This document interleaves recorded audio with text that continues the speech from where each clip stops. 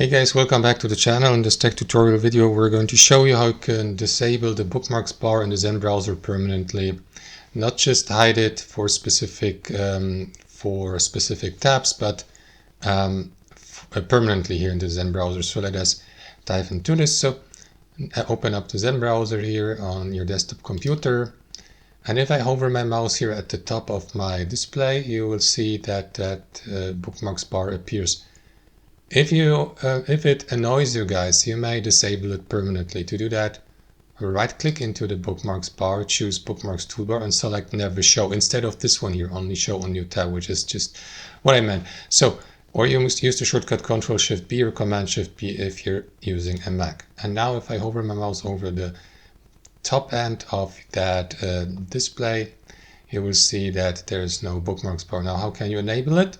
Well, here via these three dots, via bookmarks, the bookmarks manager, and then enable show bookmarks toolbar again. There it is. That's how it works. Thanks for watching. Hope you enjoyed it. Got some value from it, and we'll see you next time on our channel.